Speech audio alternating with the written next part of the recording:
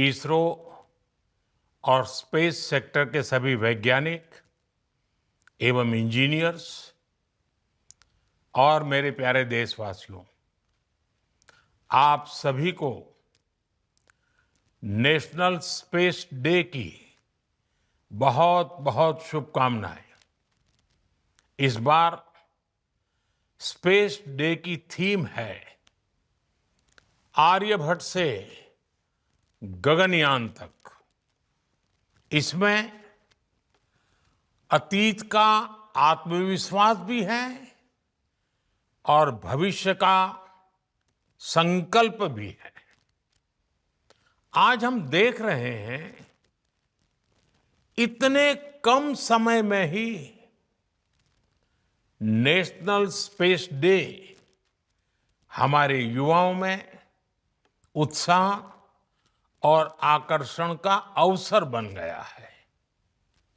ये देश के लिए गर्व की बात है।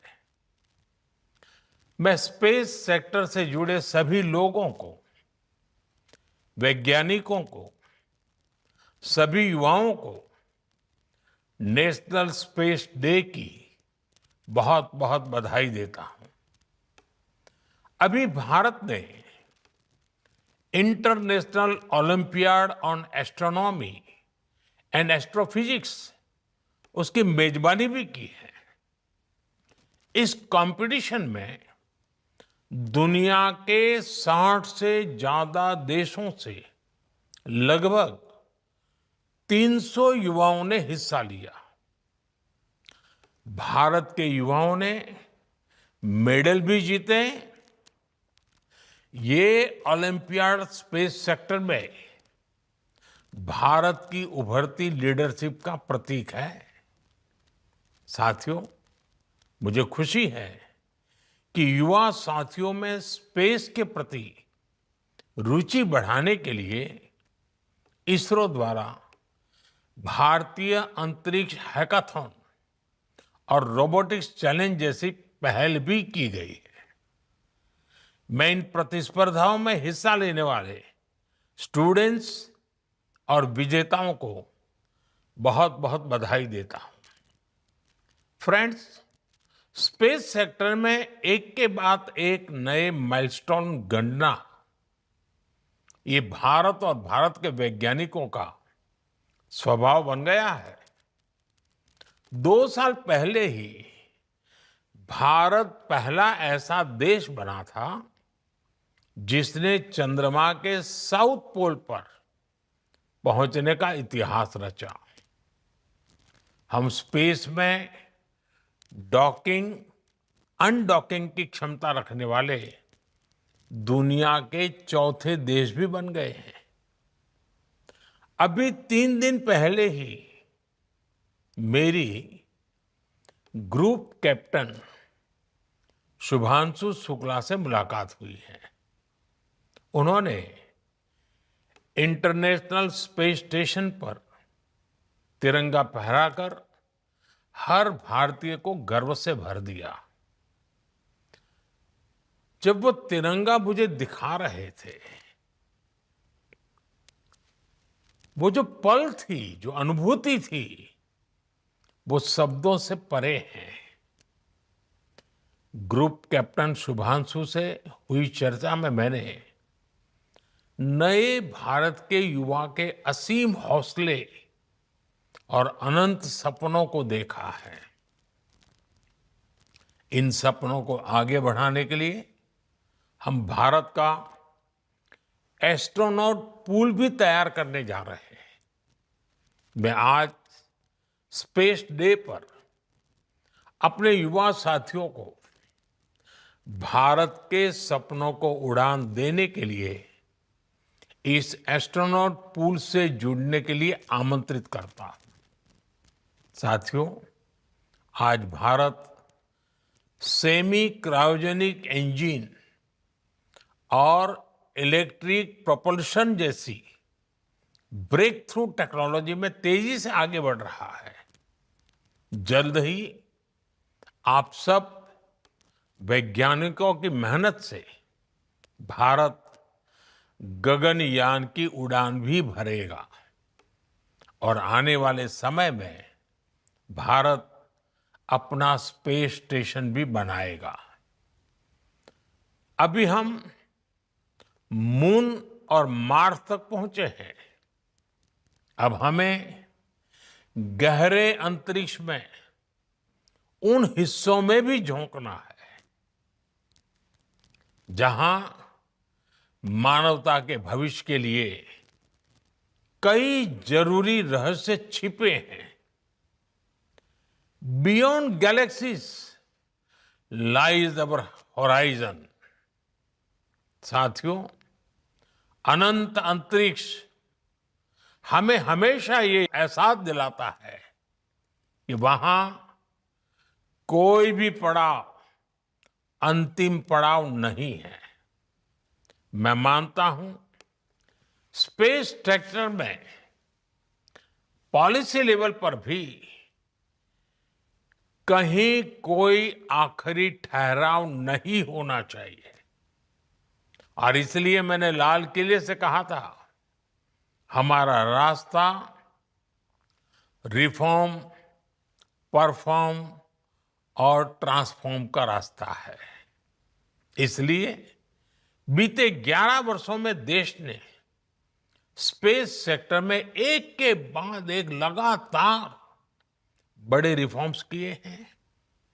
एक समय था जब स्पेस जैसे फ्यूचरिस्टिक सेक्टर को देश में अनेक पाबंदियों से बांध दिया गया था। हमने इन बेड़ियों को खोला। हमने प्राइवेट सेक्टर को स्पेस टेक में परमिशन दी और आज देखिए देश में 350 से ज्यादा स्टार्टअप्स स्पेस टेक के इनोवेशन और एक्सेलरेशन का इंजन बनकर उभर रहे हैं। इस कार्यक्रम में भी उनकी बढ़ चढ़ करके उपस्थिति दिख रही है। हमारे प्राइवेट सेक्टर द्वारा बनाया गया पहला पीएसएलवी रॉकेट भी जल्द ही लॉन्च किया जाएगा। मुझे खुशी है कि भारत की पहली प्राइवेट कम्युनिकेशन सैटेलाइट भी बनाई जा रही है। पब्लिक प्राइवेट पार्टनरशिप के जरिए अर्थ ऑब्जर्वेशन सैटेलाइट कॉन्स्टलेशन भी लॉन्च करने की तैयारी है। आप कल्पना कर सकते हैं स्पेस सेक्टर में भारत के युवाओं के लिए बहुत बड़ी संख्या में अवसर बनने जा रहे हैं। साथियों, मैंने 15 अगस्त को लाल किले से ऐसे अनेक क्षेत्रों का जिक्र किया था जिसमें भारत को आत्मनिर्भर होना बहुत जरूरी है। मैंने हर सेक्टर को अपने लक्ष्य तय करने को कहा है। आज स्पेस डे के दिन मैं देश के स्पेस स्टार्टअप से कहूंगा, क्या हम स्पेस सेक्टर में अगले 5 वर्षों में 5 यूनिकॉर्न खड़े कर सकते हैं? अभी हम भारत की धरती से साल में 5-6 बड़े लॉन्च देखते हैं। मैं चाहूंगा कि प्राइवेट सेक्टर आगे आए और अगले 5 साल में हम उस स्थिति में पहुंचे कि हर साल 50 रॉकेट लॉन्च कर पाए, हर सप्ताह एक। इसके लिए देश को जिन नेक्स्ट जन रिफॉर्म की जरूरत है वो करने का सरकार का इरादा भी है और इच्छा शक्ति भी है। मैं आपको विश्वास दिलाता हूं, सरकार हर कदम पर आपके साथ खड़ी है। फ्रेंड्स, भारत स्पेस टेक्नोलॉजी को साइंटिफिक एक्सप्लोरेशन के साथ ही ईज ऑफ लिविंग का भी माध्यम मानता है। आज स्पेस टेक भारत में गवर्नेंस का भी हिस्सा बन रहा है। फसल बीमा योजना में सैटेलाइट बेस्ड आकलन हो, मछुआरों को सैटेलाइट से मिल रही जानकारी और सुरक्षा हो, डिजास्टर मैनेजमेंट हो या पीएम गति शक्ति नेशनल मास्टर प्लान में जियो स्पेशियल डेटा का इस्तेमाल हो। आज स्पेस में भारत की प्रगति सामान्य नागरिकों का जीवन आसान बना रही है। इसी दिशा में केंद्र और राज्यों में स्पेस टेक का इस्तेमाल बढ़ाने के लिए कल नेशनल मीट 2.0 का आयोजन भी हुआ है। मैं चाहूंगा ऐसे प्रयास आगे भी चलते रहें। हमारे स्पेस स्टार्टअप भी नागरिकों की सेवा के लिए नए सॉल्यूशंस दे, नए इनोवेशंस करे। मुझे विश्वास है आने वाले समय में अंतरिक्ष में भारत की यात्रा नई ऊंचाइयों को छुएगी।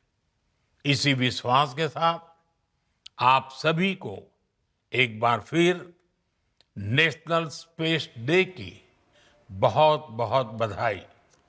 धन्यवाद।